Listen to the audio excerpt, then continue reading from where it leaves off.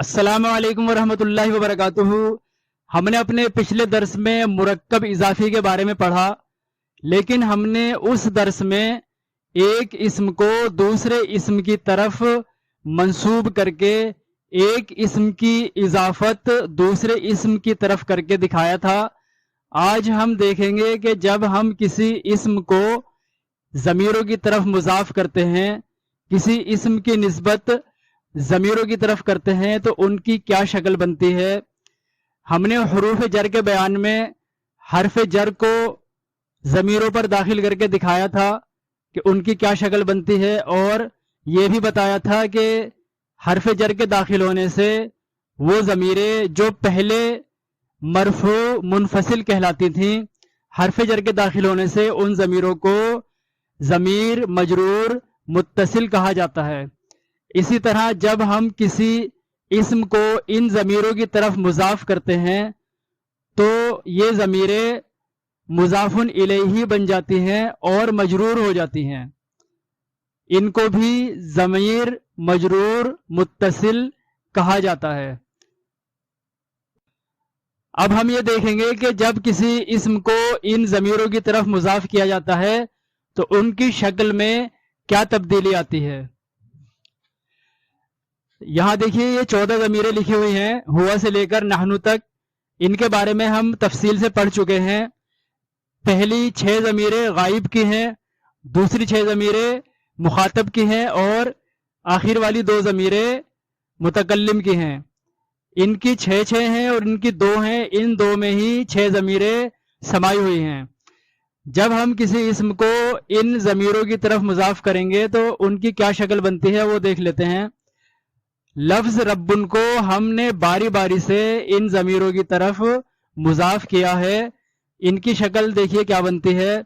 रब्बुन को जब हमने हुआ की तरफ मुज़ाफ किया तो बनेगा रब्बुहु, हुमा की तरफ रब्बुहुमा और हुम की तरफ रब्बुहुम। इसी तरह रब्बुहा, रब्बुहुमा और रब्बुहुन्ना। अंता की तरफ मुज़ाफ करेंगे रब्बुन को तो बनेगा रब्बुका, रब्बुकुमा, रब्बुकुम। अंती की तरफ रब्बु की, फिर रब्बुकुमा और रब्बुकुन्ना। अना की तरफ करेंगे तो बनेगा रब्बी, और नहनु की तरफ मुज़ाफ करेंगे तो बनेगा रब्बुना। उसका रब, उन दोनों का रब, उन सब का रब, ये तीनों मुज़क्कर के लिए हैं। उसका रब, उन दोनों का रब और उन सब का रब, ये तीनों मुअन्नस के हैं। तुम्हारा रब, तुम दोनों का रब, तुम सबका रब, ये 3 मुज़क्कर के हैं।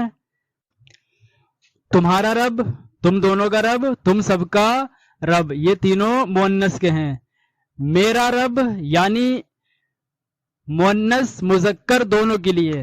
मेरा रब, हम सब का रब। हम सब यानी हम 2 मर्दों या 2 औरतों या सब मर्दों या सब औरतों का रब। तो इनकी शक्ल में बेआइनिही वही तब्दीली आती है जिस तरह से हरफ जर के दाखिल होने से आती है। यहां तो ये सारे के सारे मुरक्कब इजाफी हालत रफ़ई में हैं, मरफू हैं। जब किसी आमिल के आने की वजह से ये मंसूब हो जाएंगे तो इनकी क्या शक्ल बनेगी, क्या तब्दीली आएगी, वो ये देख लीजिए। इन्ना के दाखिल होने से ये मंसूब हो जाएंगे तो इन पर, इनकी बा पर जबर आ जाएगा। यहां पर पेश है इन्ना दाखिल हुआ तो ये जबर हो गया, इन्ना ने इसको मंसूब कर दिया। इसी तरह बाकी जितने भी मुरक्कब इजाफी यहां पर लिखे हुए हैं, जब इन पर इन्ना दाखिल होगा तो इनकी बा पर जबर आ जाएगा।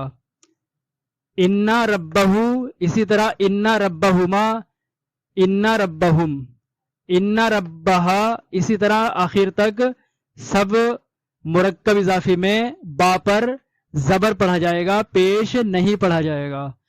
और जब ये सारे मुरक्कब इजाफी किसी हरफ जर के आने से या किसी और वजह से मजरूर हो जाएंगे तो इनकी शक्ल ये बनेगी। यहां हमने हरफ जर इला को इन पर दाखिल करके दिखाया है।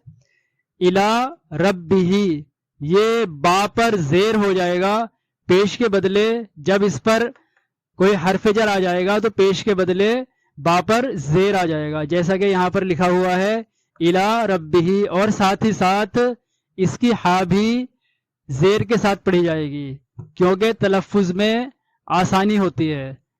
مجرور تو یہ یہاں پر بھی ہیں، جب اس کی ہا پر پیش لگا ہوا ہے تب بھی یہ مجرور ہیں، یہاں پر زیر مجرور ہونے کی وجہ سے نہیں آیا، مجرور تو یہ پہلے سے ہیں، یہ زیر آیا ہے تلفظ میں آسانی کی وجہ سے۔ الا ربہ، اگر ہم اس کو الا ربہ پڑھیں گے تو پڑھنے میں دشواری ہوگی، اس لیے جب حرف جر داخل ہوتا ہے یا کسی اور وجہ سے یہ مجرور ہوتے ہیں تو اس کی ہا بھی زیر کے ساتھ پڑھی جاتی ہے، جیسے کہ الا ربہ، الا ربہما، الا ربہم، الا ربہا، الا ربہما، الا ربہن۔ اور اگر ربکا پر الا داخل کریں گے تو الا ربکا، یہاں کاف زبر کے ساتھ ہی پڑھا جائے گا، الا ربکا، الا ربکما، الا ربکم، اسی طرح اخیر تک پڑھا جائے گا۔ تو یہ ہم نے اسم کو ضمیروں پر داخل کر کے دیکھا اور ان کی تینوں شکلیں یعنی حالت رفعی، حالت نصبی اور حالت جری کے بارے میں پڑھا۔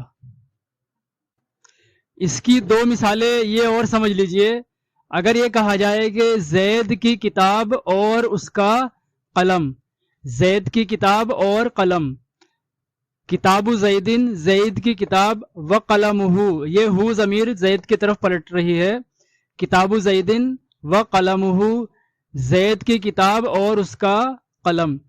اس طرح کے مرکب میں یہ طریقہ استعمال کیا جاتا ہے، زید کی کتاب اور قلم تو کتاب زیدن و قلمہ، زید کی کتاب اور اس کا قلم۔ اسی طرح عبد اللہ و رسولہ، اللہ کے بندے اور اس کے رسول، جیسا کہ ہم رسول پاک صلی اللہ تعالی علیہ وسلم کے متعلق پڑھتے ہیں بار بار، عبد اللہ و رسولہ، اللہ کے بندے اور اس کے رسول۔ مرکب اضافی کے بارے میں ایک بات اور سمجھ لیجئے کہ مضاف اور مضاف الیہ ہمیشہ متصل آتے ہیں، یعنی مل کر آتے ہیں، ان دونوں کے درمیان کوئی بھی لفظ نہیں آ سکتا۔ اگر ہمیں مضاف کی صفت بھی لانی ہے تو وہ مضاف اور مضاف الیہ کے درمیان نہیں آئے گی بلکہ مضاف الیہ کے بعد میں آئے گی، جیسا کہ ان مثالوں سے ابھی واضح ہو جائے گا۔ پہلی مثال میں لکھا ہوا ہے ولد الرجل الصالح، یہ مضاف مضاف الیہ ہے اور یہ صفت ہے۔ اب یہ صفت کس کی ہے، رجل کی ہے یا ولد کی ہے، یہاں پر یہ دیکھنا ہے۔